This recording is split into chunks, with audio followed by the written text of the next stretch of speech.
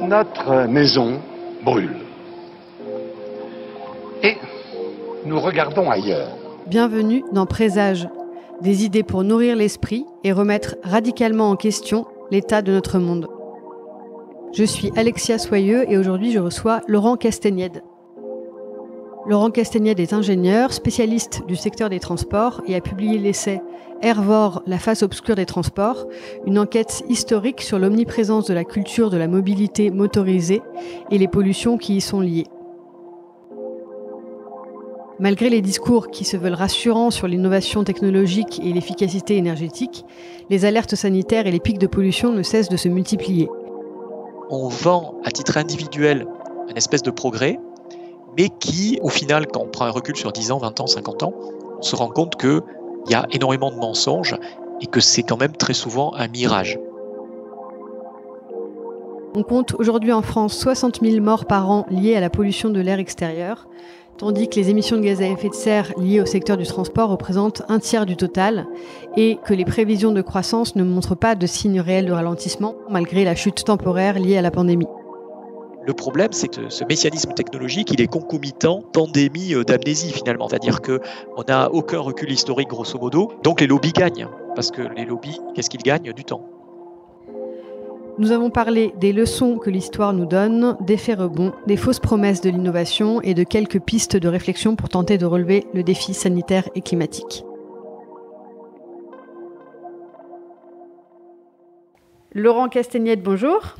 Bonjour. Vous êtes ingénieur, vous avez travaillé dans le secteur automobile et vous êtes auteur de Hervor, qui est une grande enquête historique sur le monde des transports motorisés et la pollution qui a été associée, ainsi que la dégradation de l'environnement.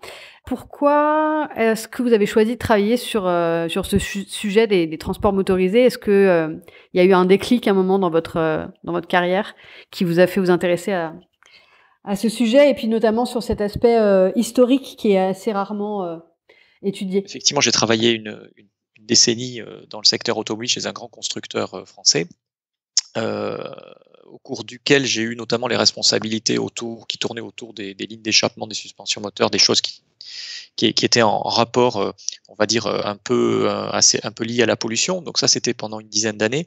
Ensuite, pour des raisons personnelles, j'ai dû quitter la région parisienne, mais bon, ça commençait quand même à me trotter de plus en plus le fait qu'on était dans un système qui était, on va dire, individuellement au niveau des véhicules, il y avait des efforts manifestes qui étaient faits, mais il y avait une expansion hégémonique qui n'était pas du tout gérée. Au contraire, elle était alimentée par des programmes économiques finalement qui ne visaient qu'à augmenter les volumes, et ça chez tous les constructeurs.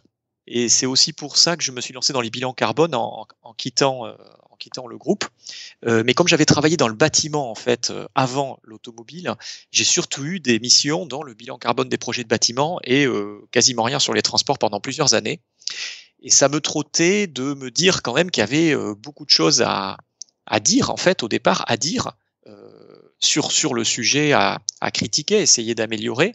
Ben, je me suis lancé dans l'écriture d'un livre, en me disant que voilà, il fallait faire avancer le schmilblick. Et ce livre-là, je l'ai voulu tourner autour des transports motorisés, de son impact sur le climat, mais aussi sur la pollution de l'air, à la fois parce que j'étais dans le bilan carbone. Avant, je m'occupais un petit peu de ces sujets-là, de la consommation de carburant aussi. Et amalgamer les deux me paraissait, pour moi c'était un peu naturel, mais c'était aussi important parce que le changement climatique, c'est une perspective qui est à relativement moyen terme, c'est-à-dire les actions d'aujourd'hui, elles ne seront visibles que dans quelques années ou quelques décennies, alors que la pollution de l'air, ça touche la santé des gens tout de suite. Et puis il y a aussi des solutions techniques qui sont par exemple l'automobile propre entre guillemets, qui est vantée pour la santé dans les villes, mais qui peut avoir des contreparties climatiques néfastes. Donc ça me paraissait important. Et le volet historique est apparu au début de l'écriture, tout simplement en se posant la question, mais au fait, c'était quoi la pollution des transports avant? Et personnellement, je n'avais honnêtement aucune culture historique sur le sujet. C'est à la fois le fait que les cours d'histoire que l'on a à l'école, au lycée, sont essentiellement géopolitiques et que l'histoire des techniques, on en parle à peine, simplement pour donner quelques faits, soi-disant faits historiques à la découverte de ceci à un moment, d'une manière exclusivement positive. Dans les écoles d'ingénieurs, il n'y a aucun cours d'histoire des techniques, ce qui est finalement regrettable, je m'en rends compte aujourd'hui. Et donc, j'ai déroulé la pelote du fil de l'histoire. Ça m'a pris 2 ans et demi d'écrire le livre, je dirais 3/4 du temps, ce sont des recherches historiques. Et se rendre compte qu'on savait beaucoup de choses avant, des événements que l'on croit récents, des prises de conscience que l'on croit récentes sont en fait très anciennes. On va pouvoir en parler au travers de plein d'exemples. Est-ce que le transport, et donc a fortiori le transport motorisé, a toujours été un symbole d'émancipation et de mieux vivre ? Alors, je dirais plutôt oui. Alors, c'est très critiqué aujourd'hui, mais c'est surtout comme ça qu'il s'est développé. C'est-à-dire que comment on est arrivé en 2 siècles à avoir une telle expansion des transports? Il y a à la fois un travail sur l'imaginaire, un travail sur l'économie aussi, on peut en parler. Sur l'imaginaire, c'est-à-dire le transport, et puis un travail un peu, on va dire, sur l'individualisme. Le travail sur l'imaginaire, ça va surtout être sur la vitesse, de dire, voilà, grâce à ce transport-là, on va pouvoir aller plus vite, et donc en allant plus vite, on va pouvoir notamment gagner du temps. Ça, c'est un premier fait qui s'est beaucoup développé. On va aussi pouvoir gagner de la puissance, même si la puissance, dans beaucoup de cas, on verra qu'elle est virtuelle. Et puis, on va aussi gagner de la liberté, avec derrière un sentiment d'ubiquité, on va dire, et aussi de la simplicité. On va vendre ça, en fait, de dire, voilà, se déplacer, ça devient plus simple avec tel moyen, alors qu'avant, il fallait prendre peut-être beaucoup de jours de marche, à cheval, plusieurs diligences. Bon. Donc, c'est ça qui est vendu. L'ennui, c'est que c'est quelque chose qui fonctionne à titre individuel et toute chose égale par ailleurs. À titre individuel, s'il n'y avait qu'une seule personne qui était dotée de moyens rapides, ce qui était le cas au départ des gens aisés, c'est un système qui fonctionne. C'est-à-dire la personne qui est rare et disposant d'un moyen plus rapide va effectivement gagner du temps. L'ennui, c'est que les transports motorisés, dans une logique économique notamment de baisse des coûts, mais aussi de financement, on va en reparler, de financement des infrastructures des transports par la collectivité, donc en fait on a une espèce de sponsorisation du coût marginal du transport motorisé, va largement se développer, et le système massif qui est autour va lui-même nuire à l'intérêt premier, à la fois de la vitesse, de la liberté, comme de la simplicité. Avoir un transport plus rapide pour gagner du temps, d'accord, mais si vous équipez beaucoup de gens, mais qu'est-ce qui va se passer? Le système va à la fois un petit peu s'engorger, mais surtout les gens vont profiter du gain de temps pour en fait augmenter les distances. Et le gain de temps, il sera nul à l'arrivée. Et c'est un phénomène qui se poursuit encore très récemment avec l'étalement urbain, avec l'automobile, mais ça a démarré avec ne serait-ce que les trains de banlieue. La liberté, l'ubiquité dont on parlait, le problème c'est que l'ubiquité, elle fait face à l'uniformisation, du fait qu'il y a tellement de gens qui se mettent à se déplacer au même endroit que les lieux s'uniformisent et se banalisent. C'est la notion par exemple de dépaysement qui s'éloigne. Donc cette liberté, elle est assez virtuelle. Et la simplicité, on vous vend un transport simple d'accès, mais en fait derrière, il y a une complexité grandissante des infrastructures du système. Donc on vend à titre individuel une espèce de progrès, mais qui, au final, quand on prend un recul sur 10 ans, 20 ans, 50 ans, on se rend compte qu'il y a énormément de mensonges et que c'est quand même très souvent un mirage.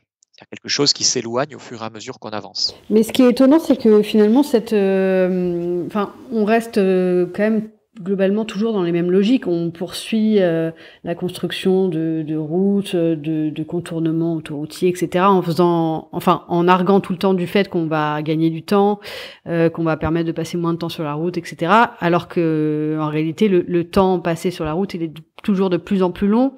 Et puis les villes aussi se sont tellement transformées que les gens habitent de plus en plus loin et du centre et mettent toujours plus de temps pour leur déplacement domicile-travail notamment. Donc finalement, on tire pas les leçons de Oui, pourtant de. oui, alors voilà, on tire pas les leçons. On parle de pandémie du Covid, mais on pourrait parler un peu de pandémie d'amnésie en fait. C'est-à-dire ça revient à l'absence de culture historique. Si on prend un exemple particulier, on va prendre par exemple le Grand Paris. Si on prend le Grand Paris concrètement, le Grand Paris, donc c'est, on imagine un énorme RER circulaire, quoi, grosso modo. Mais l'histoire nous dit quoi?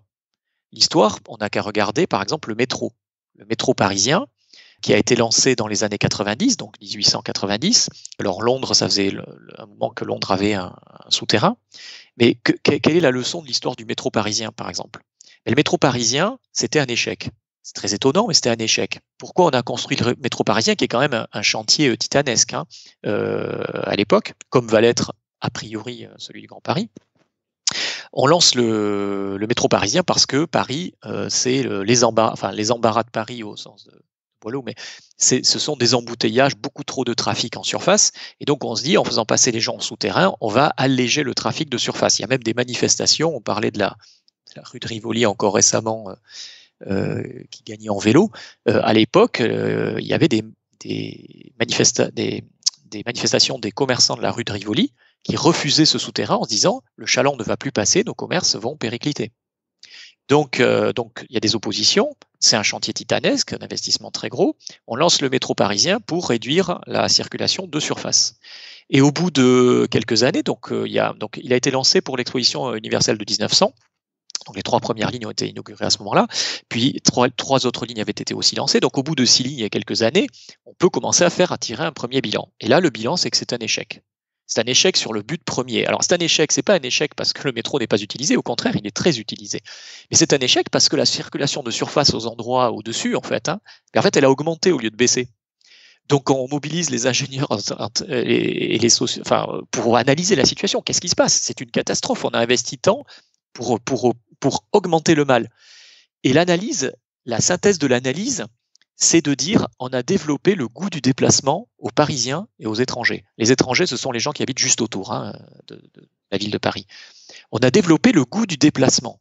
Et oui, et donc il y a une espèce de maxime, précepte, d'indication, on va dire, aux générations futures qui est indiquée, qui est de dire attention, faire passer les gens en souterrain, au lieu de réduire la circulation de surface, attention, elle augmente. C'est écrit texto dans les rapports. C'est déjà un effet rebond, en fait. De 1907-1908, exactement. C'est l'effet rebond, parce qu'on explique à l'époque que comme c'est beaucoup plus facile de circuler dans Paris grâce au métro, au lieu de faire ses courses, par exemple, ses emplettes dans les rues pas loin, en y allant à pied ou en prenant un fiacre, à ce moment-là, on va prendre le métro parce que quelqu'un vous a indiqué que les étoffes, je ne sais pas lesquelles, elles sont un peu moins chères ou un petit peu plus jolies à tel endroit de Paris, ça n'est jamais qu'à un quart d'heure ou 20 minutes de métro, autant y aller. Et donc, on a cet effet rebond. Et aujourd'hui, on imagine qu'on voit sur la francilienne des gens qui mettent 1 heure en voiture dans des embouteillages ou plus pour aller à leur travail, et on se dit, tiens, si on met un transport rapide, à ce moment-là, ils vont mettre une demi-heure, ils vont gagner une demi-heure de temps. Mais pas du tout. On se retournera dans 20 ans. Alors, entre-temps, on aura dépensé beaucoup d'argent. Entre-temps, au niveau des gares, évidemment, il y aura de la promotion immobilière qui permettra de créer certainement beaucoup d'activités et beaucoup de bénéfices fonciers. Et puis ensuite, il y a le fonctionnement de ces moyens mêmes. Sauf qu'on se retournera dans 20 ou 30 ans pour constater que les mêmes catégories sociales, mais au lieu de mettre 1 heure et quelques de voiture pour faire un certain trajet, ils s'installeront encore plus loin pour faire 1 heure et quelques de trajet avec ce nouveau moyen. Parce qu'ils profiteront d'un foncier un petit peu moins cher et plus éloigné pour avoir un peu plus de surface et d'avoir un équilibre économique. Plus ensuite, il n'y a pas que le choix de la personne, il y a aussi les services divers qui se concentrent du fait que leur propre main-d'œuvre peut être permise d'être installée plus loin. Donc on revient avec tout le problème des gilets jaunes qui eux-mêmes souvent se sont installés parce que c'était bénéfique économiquement pour eux, plutôt loin des bassins d'emploi, et qui ensuite, petit à petit, ont vu pas leur lieu s'éloigner, si des fois au travers de restructuration de leur entreprise qui s'est regroupée souvent encore plus loin de là où ils sont. Donc ils voient s'éloigner leur travail. Leur travail, ils le voient aussi, on le voit très bien autour de Bordeaux, le le système routier s'engorge.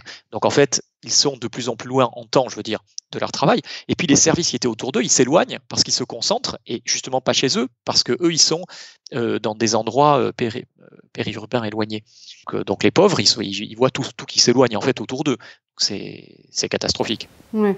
Et on voit aussi que énormément de gens viennent travailler en TGV de je ne sais où, à Paris ou à d'autres grandes villes. De je ne sais où, vous pouvez dire Bordeaux, Oui, hein, Bordeaux. là où je suis, puisque Oui. depuis que le TGV est à 2 heures, c'est quand même extraordinaire. On a vendu aux Bordelais, mais mettez-vous à la place on a vendu aux Bordelais en leur disant, voilà, le TGV à 2 heures, vous allez gagner 1 heure, puisqu'avant c'était 3 heures. Vous allez gagner 1 heure. Bon. Sauf que ce qu'on leur a pas dit, c'est qu'à partir du moment où Paris est à 2 heures de Bordeaux, bah, Bordeaux, c'est à 2 heures de Paris. Et donc, professionnellement, vous avez le fait que le TGV soit à 2 heures déjà, vous avez beaucoup plus de sociétés je dis de services, mais il n'y a pas que de services bordelaises qui se font davantage concurrencer par des sociétés plus grosses, structurées, parisiennes, puisqu'ils peuvent faire l'aller-retour dans la journée au centre-ville. Alors qu'avant, c'était un petit peu plus compliqué, ou alors il fallait prendre l'avion, mais il fallait aller à l'aéroport, aux 2 aéroports. Donc on se retrouve avec professionnellement, par exemple, des gens qui, au lieu d'aller, par exemple, 15 fois par an, des Bordelais, 15 fois par an en 3 heures à Paris, mais se retrouvent à y aller 25 fois par an en 2 heures. Alors, où est le gain de temps? Et puis, économiquement, je vous en parle même pas. Et ensuite, il y a l'installation. Vous avez le prix de l'immobilier qui a monté à Bordeaux parce que des personnes parisiennes se sont dit, ah oui, c'est quand même plus sympa pour le prix d'un appartement à Paris, j'ai une maison pas loin du centre de Bordeaux. À ce moment-là, je vais m'installer là-bas et puis je vais négocier une espèce de travail à moitié en délocalisé, et je vais faire 2 allers-retours par semaine en TGV. Mais individuellement, le choix se comprend complètement, individuellement, sauf que collectivement, c'est une catastrophe, et c'est pas nouveau, hein. On peut parler d'Illich, même Ford, revenir en arrière, même jusqu'à Wells en 1900, hein, qui avait déjà indiqué tout ça. Alors justement, sur les inquiétudes liées au transport, de quand est-ce qu'on peut dater les premières alertes sur d'une part la santé et la qualité de l'air? Oui, alors les alertes sur les transports, sur la pollution telle qu'elle était perçue à la fin du 19e n'était pas en fait la même que celle qu'on perçoit aujourd'hui. Aujourd'hui, on est quand même informé qu'il y a des gaz, des particules, des décès par dizaines de milliers. Enfin, on est informé si on se renseigne quand même un peu, hein, sur le fait, par exemple, la pollution de l'air extérieur en France tue 60 000 personnes par an, donc c'est quand même beaucoup, hein. C'est un petit peu moins que le tabac et l'alcool, mais ça vient juste après. C'est 60 000 ou c'est 40 000? Non, alors c'est 48 000, les dernières infos que j'ai, c'est 48 000 pour les particules, mais après vous avez aussi les oxydes d'azote, l'ozone, voilà. Donc c'est les dernières infos que j'avais, c'était 48 pour les particules, mais avec le reste, ça fait 60. Hein, on arrive à 60. Voilà, c'est énorme. Surtout, par exemple, si on prend les transports, hein, l'origine de ces pollutions, grosso modo, je dis grosso modo parce qu'en fait, ça dépend des gaz. Les oxydes d'azote, c'est plutôt les transports. Les particules, c'est très compliqué parce que les particules, on ne peut pas trop les comparer entre elles, entre les plus grosses, les plus fines, et puis les plus fines, les plus dangereuses. Comment sont-elles constituées? Au microscope, il n'y a pas deux particules pareilles, entre guillemets. Vous pouvez avoir une microparticule qui a du plomb accroché, une autre qui a tel autre métaux lourd, et puis une autre particule finalement qui n'est que du carbone. Bon, c'est peut-être moins dangereux. Donc les particules, c'est un cas très compliqué, mais on est quand même assez informé aujourd'hui. À l'époque, la pollution n'était pas perçue du tout pareil, et elle n'avait pas la même origine. Fin du 19e, les gens craignaient le mauvais air. Le mauvais air qui pouvait transporter tout, même des maladies très graves dont on a su après, comme le choléra par exemple, c'était pas l'air qui les transportait. Et puis ensuite, vous aviez aussi, alors il y a des phénomènes, on parle du Covid, mais dans les années, donc l'OMS n'existait pas à la fin du 19e, vous aviez les conférences sanitaires internationales, hein, les médecins qui se réunissaient. Leur premier sujet de préoccupation, c'était les épidémies à l'époque. Et dans les années 1860, il commence à... Enfin, il y a consensus, plus que consensus, pardon, unanimité pour statuer dans les années 1860 que le développement des transports, alors à l'époque c'était les navires marchands et le chemin de fer, vont aggraver les épidémies par un développement moins maîtrisé. Donc ça, on s'en rend compte dès les années, enfin c'est l'unanimité dès les années 1860, on commence à moins tout mettre sur le dos du mauvais air. Ensuite, il y a aussi l'omniprésence des chevaux. Alors, c'est un phénomène qui est plutôt, on va dire, occidental, qui est même exacerbé à Paris. C'est-à-dire à Paris, c'était la ville du monde la plus encombrée, parce qu'il y a des comptages, hein, regardez comme en une heure, en une journée, combien de calèches, de chevaux, d'essieux passent devant les yeux dans certaines avenues. Donc des comptages avaient été faits à la fin du 19e et au début du 20e siècle, et ils ont tous montré que Paris, c'était la ville la plus encombrée du monde, et de loin, devant Londres, devant New York, Chicago. Donc, parce qu'il y avait énormément de chevaux. Vous aviez 100 000 chevaux à Paris, immatriculés, hein, une taxe sur les chevaux et les mulets. Donc 100 000 chevaux à Paris, c'est énorme. Et c'était donc des animaux morts tous les jours dans la ville qui n'étaient pas forcément évacués manu militari rapidement. Donc, et puis après, aussi du crottin régulièrement. Donc ça sentait mauvais. Il y avait des métiers qui consistaient à essayer de remuer même le fumier. Donc c'était la plaie, en gros. Hein. En plus, avec des épidémies de fièvre typhoïde dans la ville, à peu près tous les 10 ans, qui étaient pour partie liées à cette omniprésence, et notamment à la prolifération des mouches qui se nourrissaient des cadavres d'animaux qui étaient délaissés et pas évacués rapidement. Voilà, donc tout ça fait que l'automobile, donc la pollution, c'était plutôt dans une ville comme Paris, c'était plutôt ça qui était perçu. Et la pollution industrielle, il faut voir aussi qu'elle était perçue comme bénéfique. C'est-à-dire que les gens qui étaient installés autour des fabriques, qui fumaient parce qu'ils prenaient du charbon pour des processus industriels ou chimiques, en fait, plus les cheminées étaient hautes et plus elles fumaient, plus les gens étaient contents. Plus elles étaient hautes, ça veut dire que ça sentait très mauvais, et donc on les faisait très hautes pour que ça, avec le vent, ça porte les mauvaises odeurs au-delà de la ville, puisque les gens étaient installés vraiment autour de l'usine. Donc plus c'était haut, plus ça signifiait qu'il y avait du travail. Et si les cheminées ne fumaient pas, ça voulait dire que le carnet de commandes n'était pas bien rempli. Donc plus les cheminées étaient hautes et si elles fumaient bien toutes très fortement, les gens étaient contents parce que ça veut dire que le salaire quotidien, il était là. Donc là, il y a une perception très ambivalente en fait, ambiguë de la pollution. Voilà, et la voiture, elle arrive. Alors quand elle est proposée à la fin du 19e siècle. Quand elle est, en fait, les voitures sans chevaux arrivent, les moteurs à vapeur, en fait, dans les années 1825, 1830 en Angleterre, mais j'explique dans le livre toutes les raisons pour lesquelles le marché a été complètement effondré. Et c'est d'ailleurs, on le voit aujourd'hui. Hein, aujourd'hui, il n'y a aucun grand constructeur mondial d'automobiles qui est anglais. Alors que logiquement, ils devraient être les leaders mondiaux. Mais ils ont cassé complètement leur marché dans les années 1830 et ils ont maintenu des lois, même renforcées dans les années 1860. Et quand la technique a permis le moteur à explosion et les batteries aussi, hein, les voitures électriques à la fin du 19e siècle, en fait, l'Angleterre, les artisans, on va dire, ils s'occupaient d'autre chose parce que les lois étaient prohibitives pour développer ce genre de moyens. Donc ils ont raté le sujet. Les Américains, on aurait pu penser que l'automobile aurait dû naître là-bas. Hein. Ils étaient techniquement plus à même de la développer que les Français.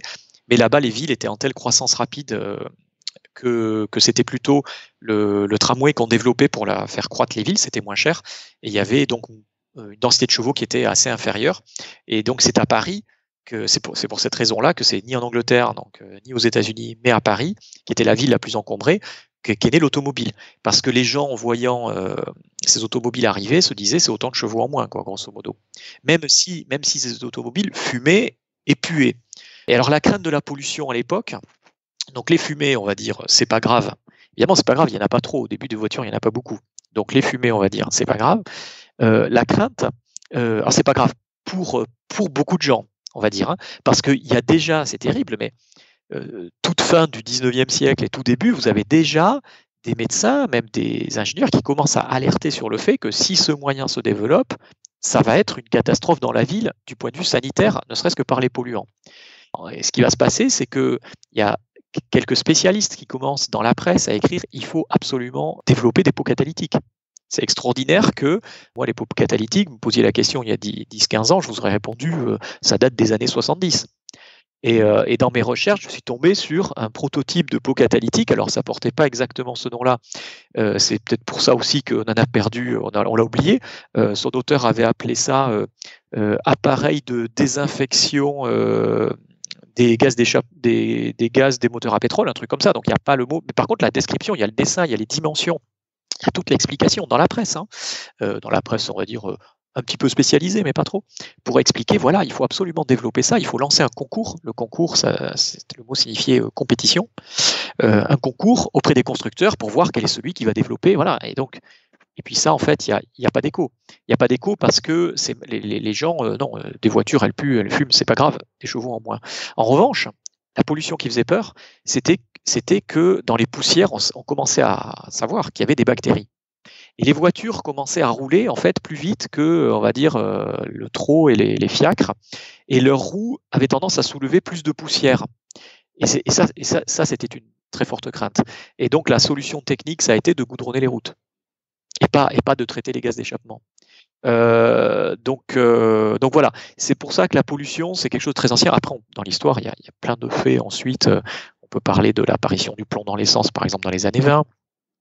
Qui est complètement artificiel et qui a été jugé comme délétère par les médecins de l'époque, parce qu'on sortait des épisodes de saturnisme, donc on savait que ingérer du plomb, on va dire boire de l'eau avec du plomb ou ingérer des particules de plomb, de la peinture blanche, c'était très dangereux.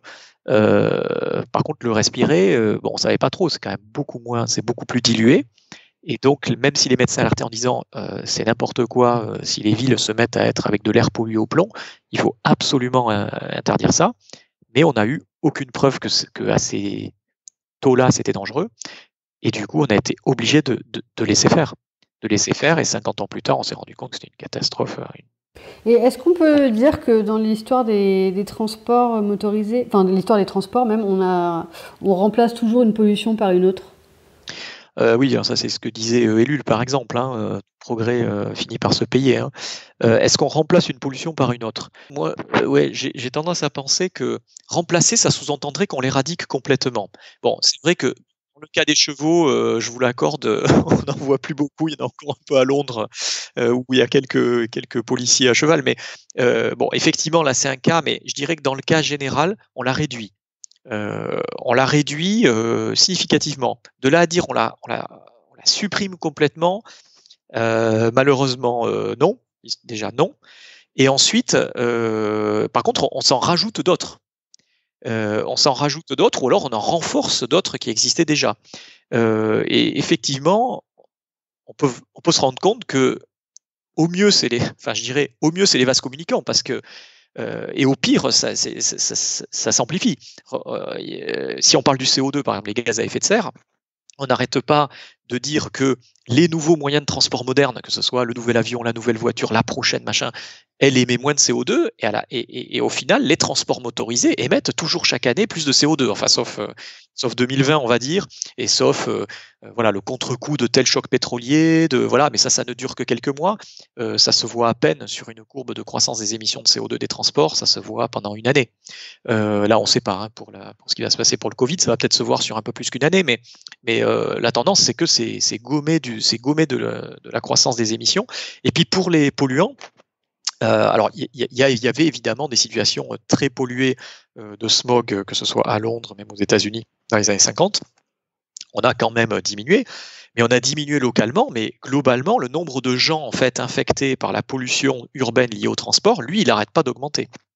C'est-à-dire qu'on a en fait, on va dire, on a quelque part dilué dans l'espace. Alors après, si on regarde les composants par composant, effectivement, il y a des polluants qui baissent, ne serait-ce que le plomb, par exemple, parce qu'on l'a retiré simplement, on l'a ajouté donc dans les années 20, et puis on l'a retiré progressivement, même s'il en reste encore dans des pays en développement, qui est commercialisé, mais on va dire l'essence au plomb, elle est en diminution. Mais de notre côté, vous avez des villes où la pollution au plomb, avec d'autres pollutions qui augmentent, parce que vous avez par exemple du trafic bateau, après vous avez tout le système d'optimisation réglementaire, de triche avec l'histoire du Dieselgate, qui fait que voilà, on croit diminuer, en fait on diminue pas du tout autant qu'on pense, et puis en fait même parfois ça ça réaugmente ailleurs avec d'autres polluants, ou même avec les mêmes véhicules. Vous avez des véhicules, on va dire, peu polluants, tant qu'ils sont neufs, bien entretenus, avec la bonne huile, le bon carburant, etc. Mais ce véhicule, au bout de 10 ans, qu'est-ce qu'il devient? Il n'est pas forcément mis à la casse. Et là, vous avez des systèmes de dépollution qui commencent à affaiblir. Et les changer par rapport à la valeur vénale du véhicule, ça peut coûter autant. Donc à ce moment-là, qu'est-ce qu'on fait? Soit on réclame dardard une prime à la casse en vérifiant bien que le véhicule est véritablement démonté, ou alors soit on le laisse vivre là où il est et puis il se dégrade très fortement, ou alors on l'expédie ailleurs et puis à ce moment-là on déplace la pollution. On délocalise la pollution, ouais. Sur l'état des lieux actuel lié au transport, c'est quelle part des émissions Oui. Tout confondu. En fait, on entend souvent des chiffres au niveau mondial. On entend des chiffres assez variables dans le pourcentage. Oui, tout à fait. Les chiffres sont variables déjà parce que souvent on ne parle pas du même périmètre. Les chiffres qu'on entend en général, ce sont les émissions directes. Ce qui sort vraiment, je dirais, des pots d'échappement. Quand je dis pots d'échappement, c'est à la fois l'automobile, mais c'est aussi les réacteurs des avions. Et c'est le CO2. Donc il y a sur les émissions en fonctionnement, il y a des choses qui passent au travers des pourcentages, de ces pourcentages-là. Les avions, c'est tout ce qui sont les émissions d'eau à très haute altitude, au-dessus de 8000 mètres d'altitude, où vous avez les traînées blanches qui ont tendance à, au moins, on va dire, doubler l'effet du CO2 en étant, on va dire, conservatif. Il y a des études en cours, ça, c'est des choses qui vont être précisées, mais on sait que c'est entre un facteur 2 et 3. Donc, on va dire un facteur 2 pour pas trop chiffonner. Voilà. Donc, cet effet-là, lui, il est souvent oublié. Ensuite, les trains, par exemple, il faut fabriquer de l'électricité supplémentaire. Donc, tous les moyens électriques, en fait, il y a de l'électricité à produire. Donc, ça, en général, dans les calculs mondiaux, c'est dans l'électricité. Mais si c'est pour un usage de transport, il faudrait rebasculer dans les transports. Ensuite, vous avez l'infrastructure. L'infrastructure n'est jamais comptée dans ces pourcentages. L'infrastructure, c'est toutes les routes que l'on construit. Il faut du ciment, de la chaux, des matériaux, voilà, et tout cela, pour les produire, il y a des émissions de gaz à effet de serre et de polluants. Et puis après, vous avez les moyens eux-mêmes, les moyens mobiles. Et donc, quand on additionne tout ça, ce que je me suis un peu amusé à faire, on arrive à peu près à un tiers. Voilà. C'est-à-dire, grosso modo, dans un tiers des émissions mondiales, alors de CO2, de gaz à effet de serre, et aussi, alors en termes de polluants, c'est très compliqué, il faudrait aller polluant par polluant, mais je pense que grosso modo, on peut retenir pareil. C'est-à-dire, c'est un tiers. Voilà, dans le monde, grosso modo, tout ça se décompose en 4 tiers. Je ne me trompe pas, 4 tiers, parce que les tiers se chevauchent. Il y a en gros se déplacer et déplacer les choses, les mobilités et les marchandises, donc le déplacer. Ensuite, tout ce qui est les bâtiments, donc le maintien, le confort thermique des bâtiments. Ensuite, il y a les produits tous les produits manufacturés et l'alimentation. Donc ça fait en gros 4 tiers qui se chevauchent entre eux. Évidemment, quand vous transportez des aliments, c'est à la fois dans l'alimentation et c'est à la fois dans le transport. C'est pour ça qu'on parle de 4 tiers. Donc en gros, c'est un tiers. Et dans ces transports-là, en ordre de grandeur, par exemple, si on prend les gaz à effet de serre, il faut retenir, c'est facile à retenir, c'est 40, 30, 20, 10 et 1. Bon, aux arrondis près, ça fait 100. 40, c'est en gros les voitures. Là, on est en gaz à effet de serre. 40 les voitures, 30 les camions, 20 les avions, 10 les bateaux et 1 le ferroviaire. Donc ça, c'est en gaz à effet de serre. Par contre, après, en polluant, vous voyez, je n'ai pas cité les 2 roues.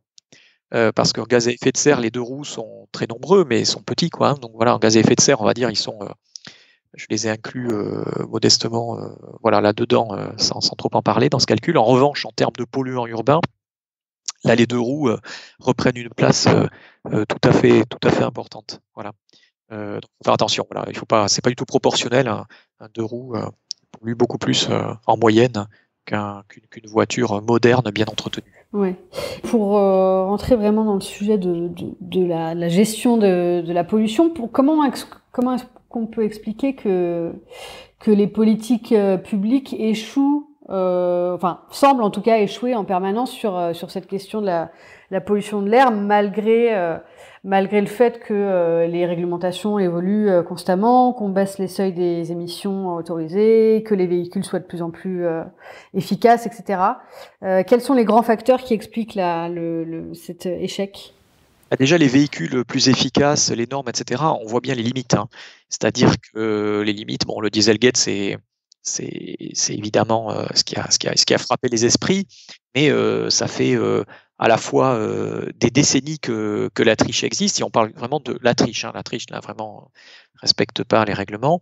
Dans le livre, j'explique, je remonte le temps, par exemple, sur ce sujet-là, en montrant que, en gros, la triche, elle démarre quasiment au niveau des premières réglementations et des premières compétitions. Par exemple, au début du XXe siècle, dans l'automobile, vous aviez deux types de compétitions, donc ça s'appelait des concours, comme je disais.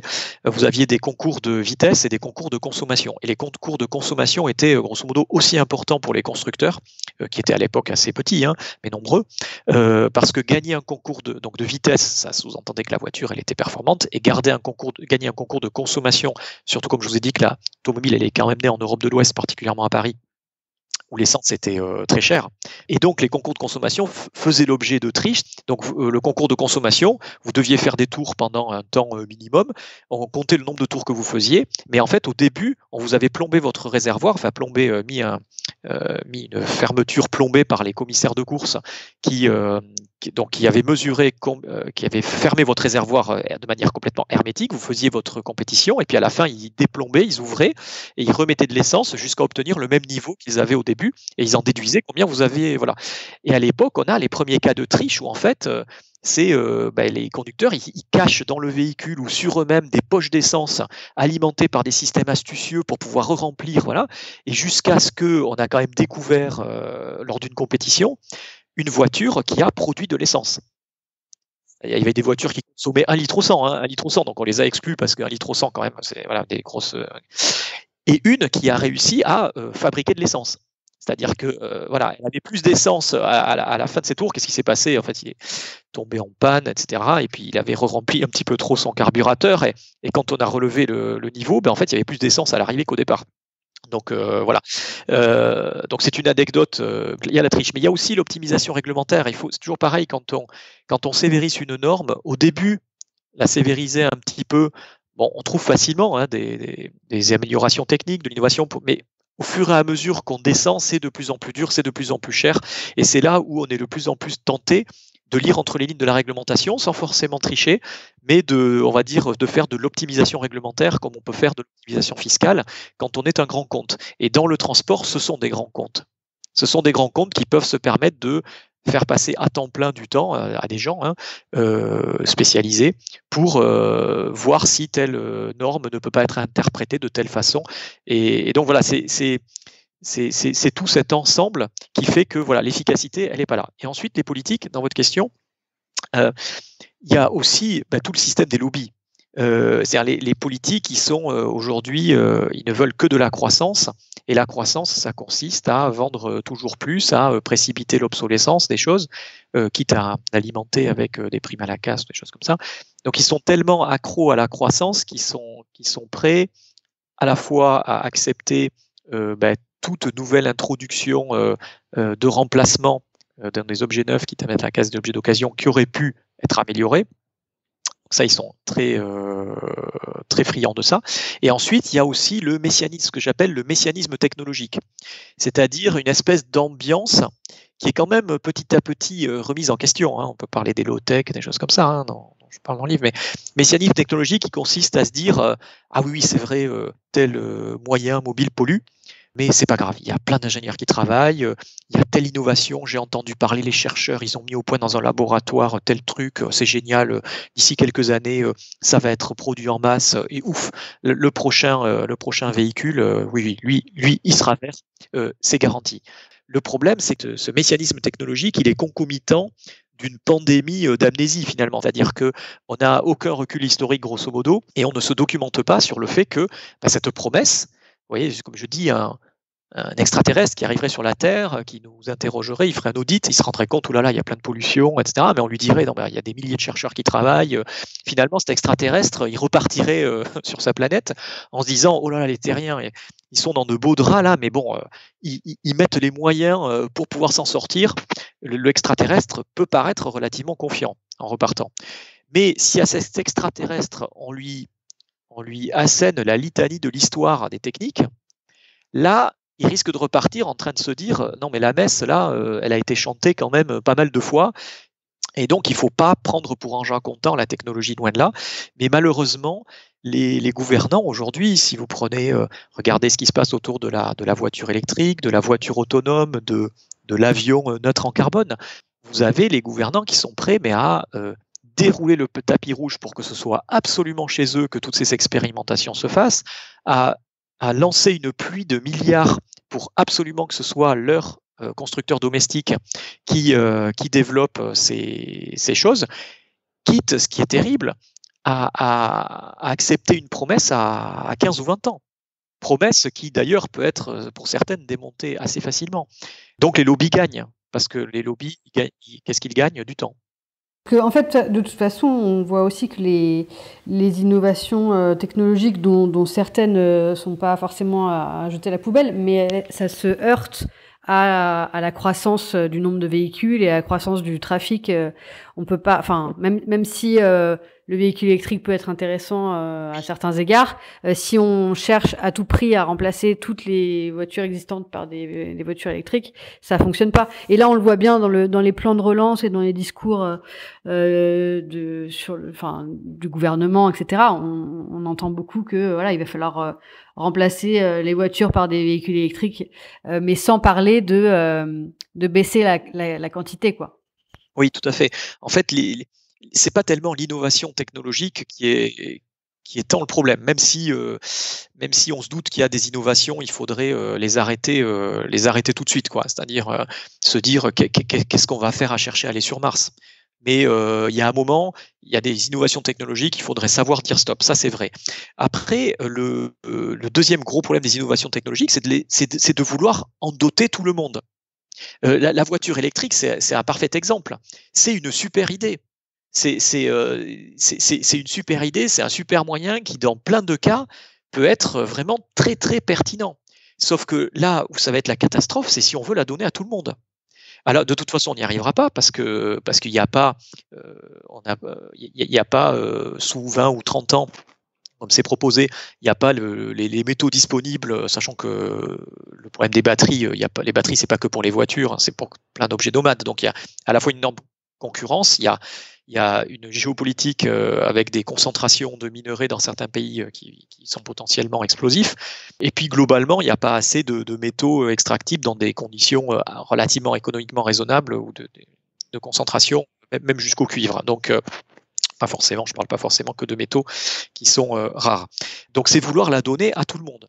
Ça et de faire croire que, voilà, il suffit d'attendre et ma prochaine voiture sera électrique, du coup, je serai propre.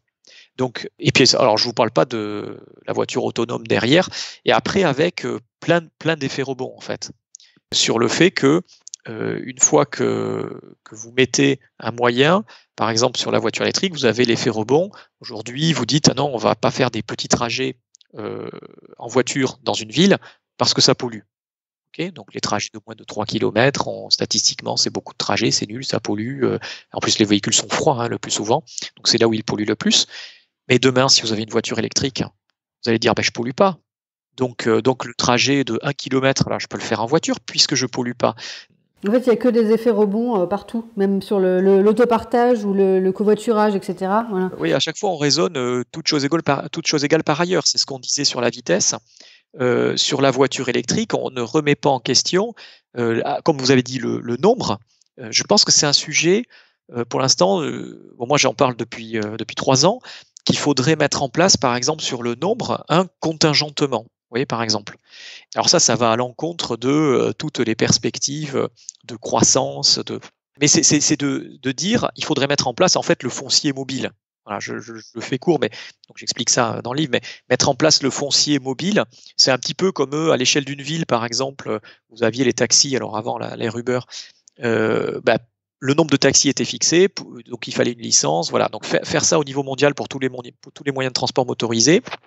Je l'explique sur l'avion, mais je propose pour l'ensemble des transports motorisés, à l'exception, on va dire, des systèmes à assistance électrique, où il faut quand même avoir de l'effort humain proportionné.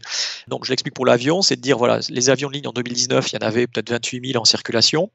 On va dire que qu'il faudrait que ces avions de ligne soient limités, par exemple à 20 000. Donc, alors, profitons entre guillemets du Covid-19, de dire, voilà, allez, on va arrêter le nombre à 20 000.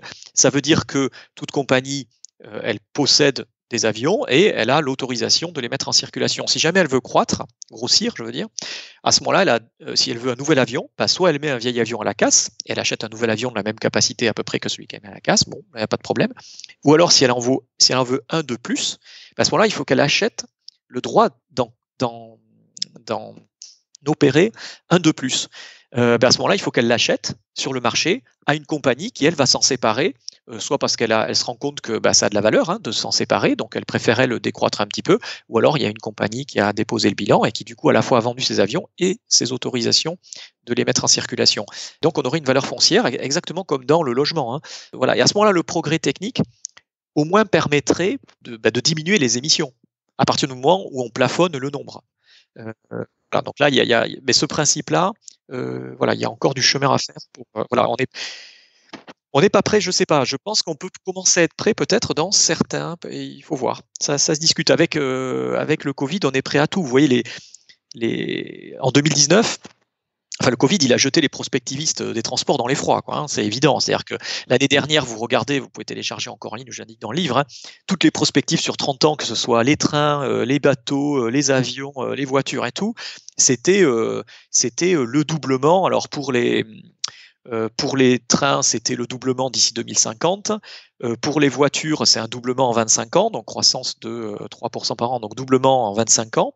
Donc 2 fois plus de voitures en 2040 qu'en 2015. Prévu par les très grands organismes. Les constructeurs derrière sont tout à fait d'accord avec ces perspectives. Et l'avion, ça c'est le top, c'est quadruplement du trafic de 2020 à 2050. Donc doublement tous les 15 ans. Donc ça c'était la prospective de l'année dernière. Alors évidemment, les prospectives aujourd'hui, là, plus personne n'ose s'engager.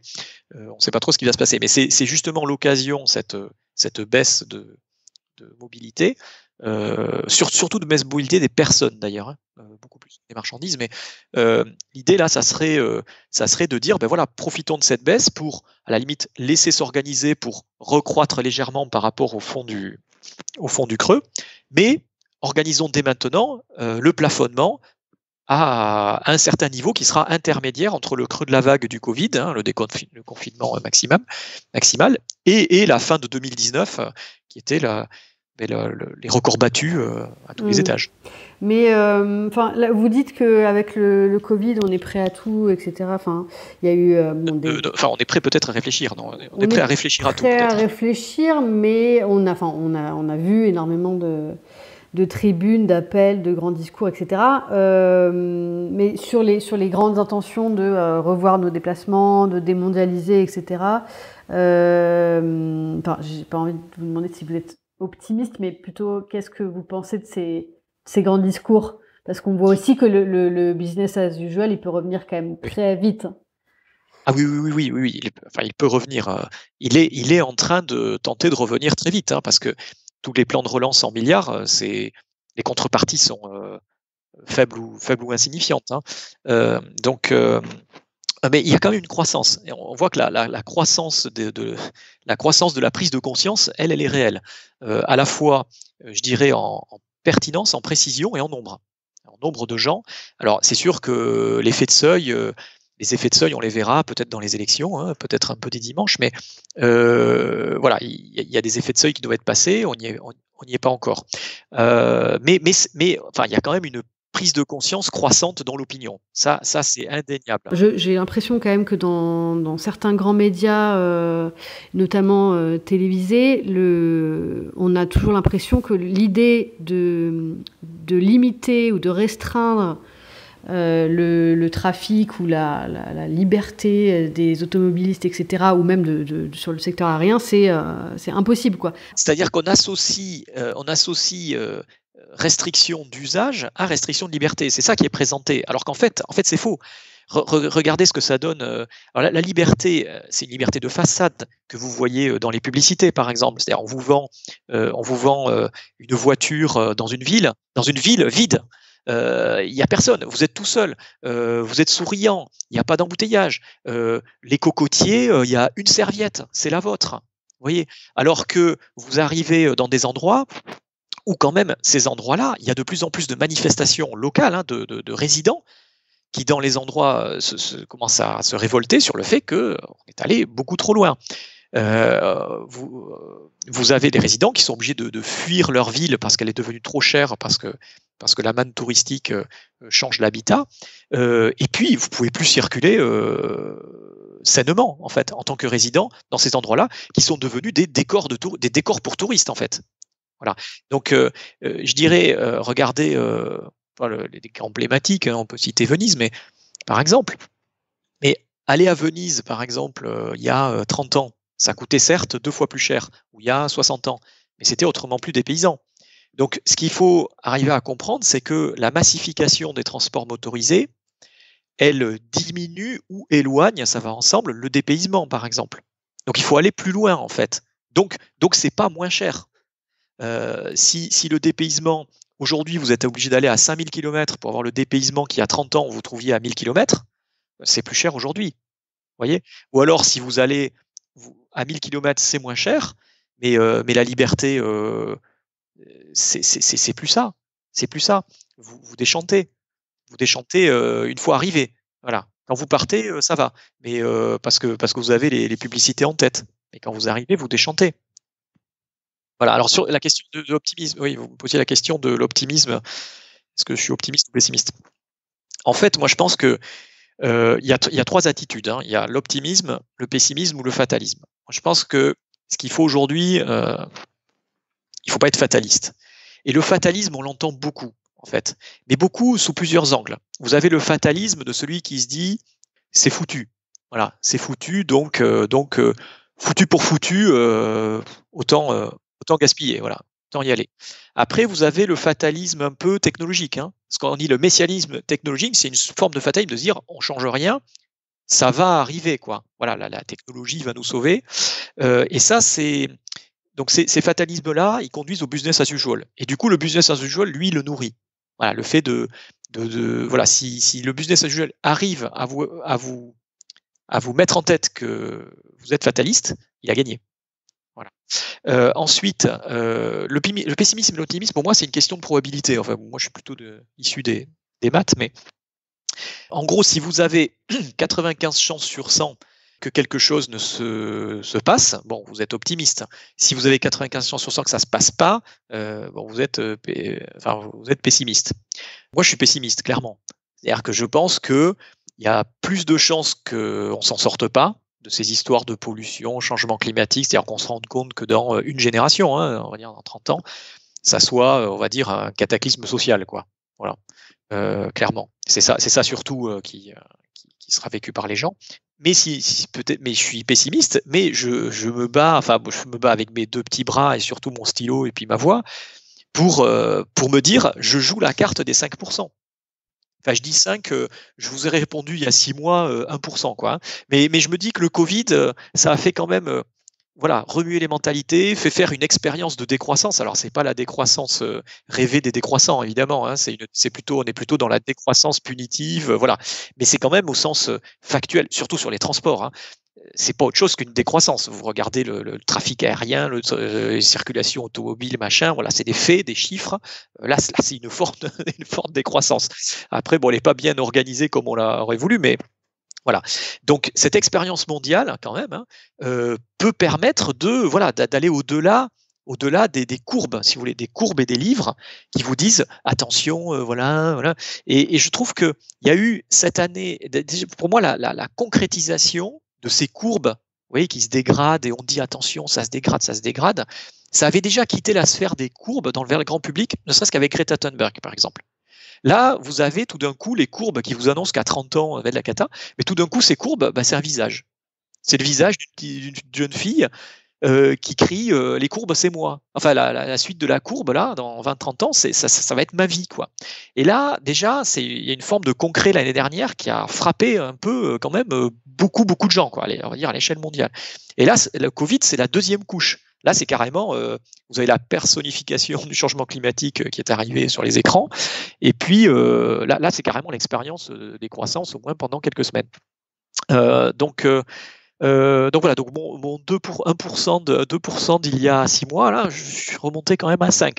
Mais je reste pessimiste. Mais par contre, voilà, moi, je me dis il faut que je fasse le maximum pour que cette probabilité faible, elle éclose. Voilà. Et je pense qu'on est quand même de plus en plus à avoir ce penchant psychologique. Pour terminer sur vos recommandations pour améliorer ou, comme vous dites, domestiquer le transport motorisé, si vous deviez en citer peut-être une ou deux principales.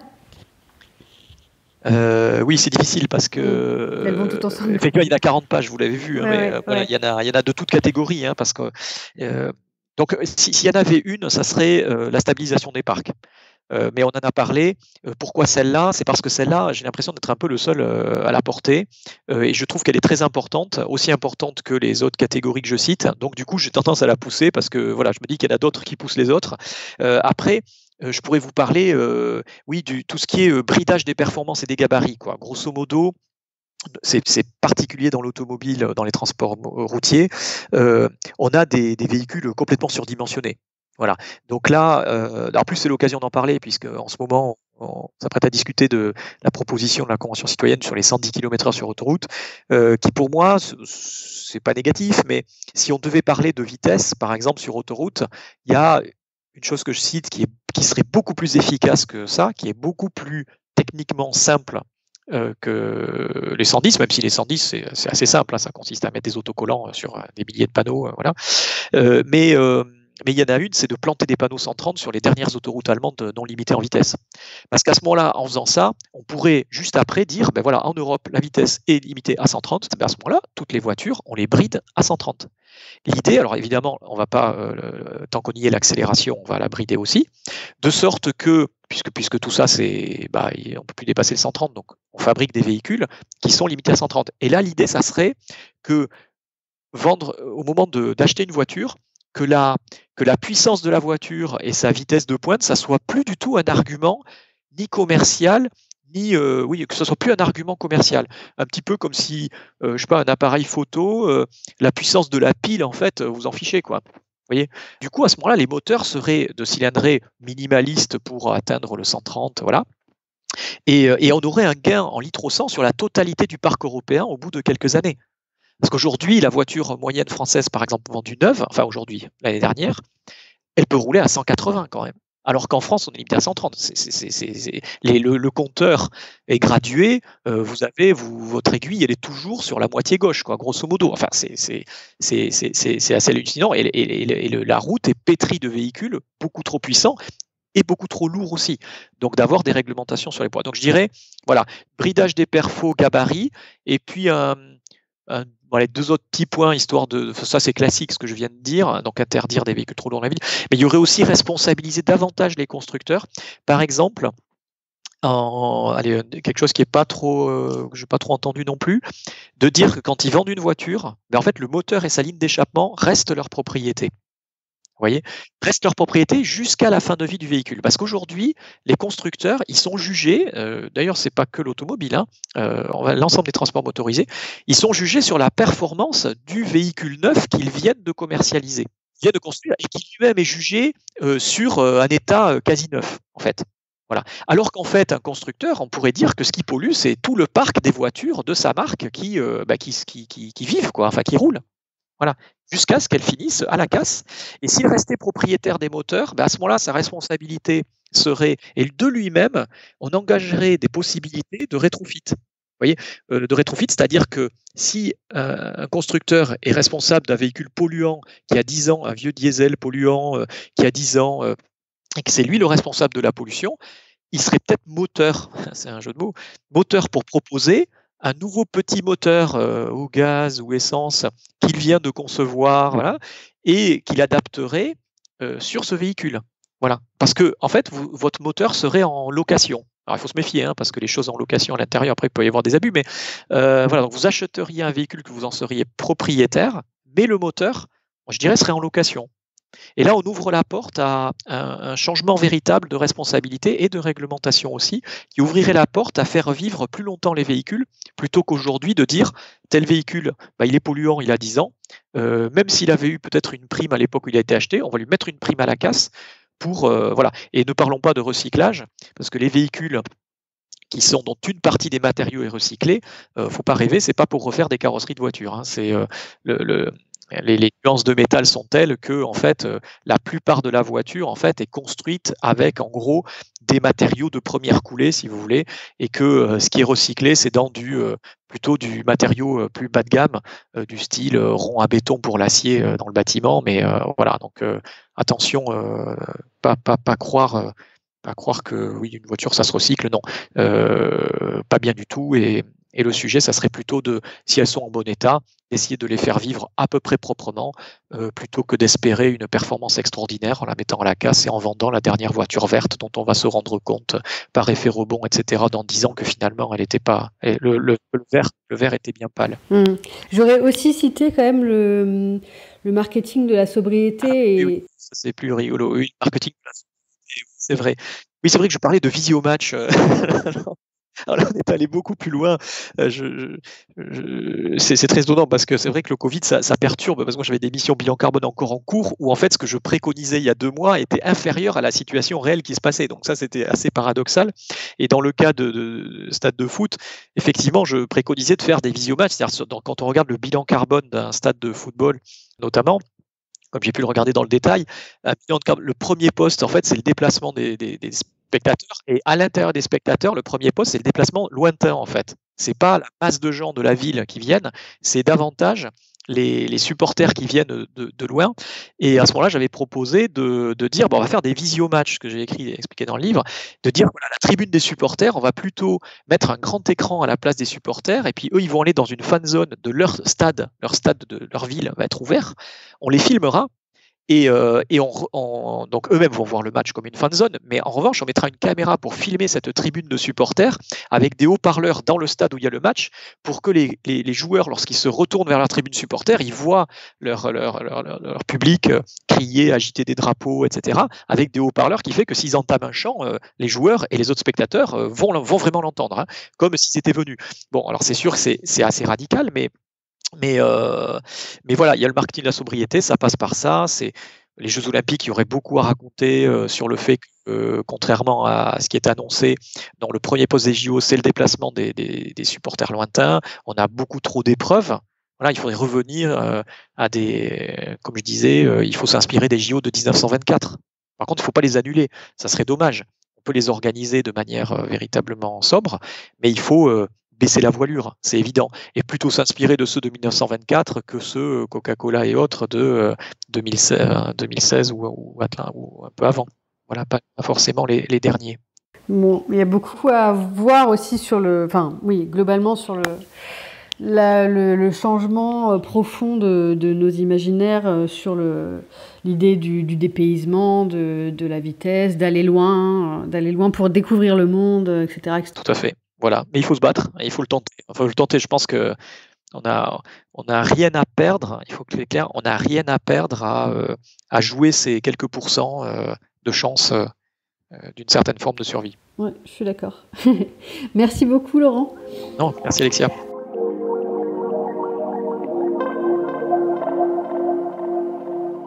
Merci beaucoup à Laurent Castagnette pour notre conversation. Merci à vous tous et toutes pour votre écoute. Vous pouvez soutenir Présage en mettant 5 étoiles sur iTunes ou votre application de podcast préférée. Et vous pouvez aussi partager les épisodes s'ils vous ont plu. Présage est un podcast indépendant. Le générique est un extrait du morceau L'eau de Sabrina Bellawell, mixé par Paloma Colombe. À très vite.